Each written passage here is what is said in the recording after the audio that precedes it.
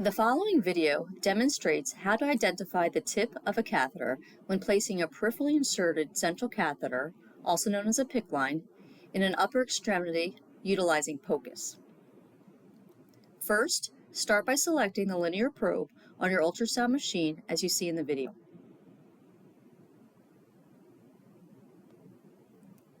Then, adjust the depth by pressing the highlighted button. The depth will be based on the baby's weight.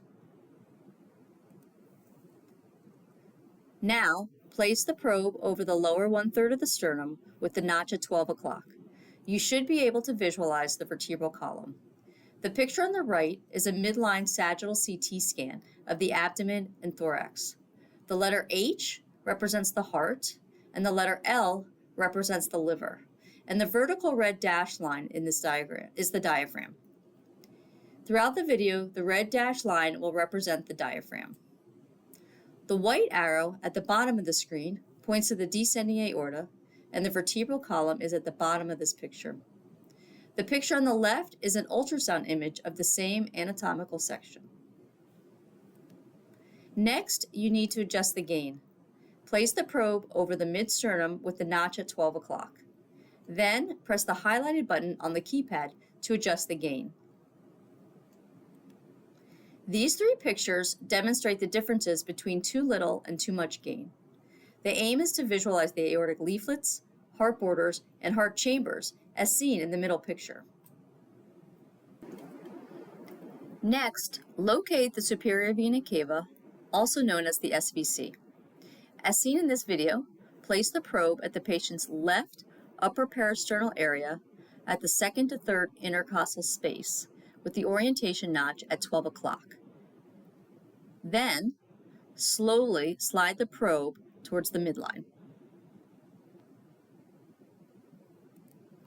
The video on the left is an illustration of the structures seen while sliding the probe.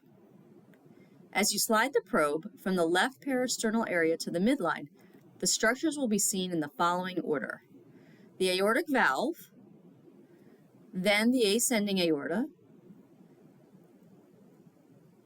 and then the SVC entering the right atrium. And the video on the right shows the corresponding structures on ultrasound imaging again in the following order: the aortic valve, then the ascending aorta, and finally the SVC entering the right atrium.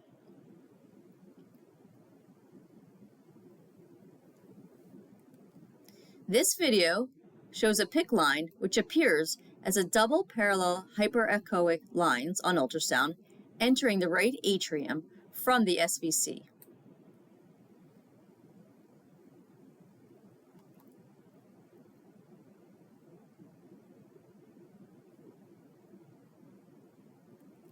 The next slides will go over troubleshooting, in case visualization of the PICC line with the linear probe is not feasible. You want to switch to the sector probe. This may be needed with bigger babies.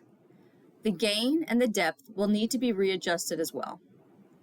As the video demonstrates, place the probe at the patient's left upper parasternal area at the second to third intercostal space with the orientation notch at 12 o'clock, as was done with the linear probe. Then again, slowly slide the probe toward the midline.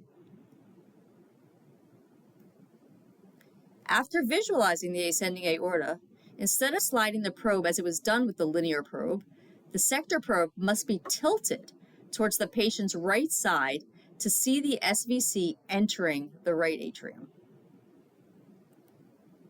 As you can see, the video on the left is an illustration of the structures seen while sliding the probe. As you slide the probe from the left parasternal area to the midline, the structures will be seen in the following order: the aortic valve, then the ascending aorta, and then with tilting the probe, the SVC entering the right atrium will be seen. And the video on the right shows the corresponding structures on ultrasound imaging, again in the following order: the aortic valve, then the ascending aorta,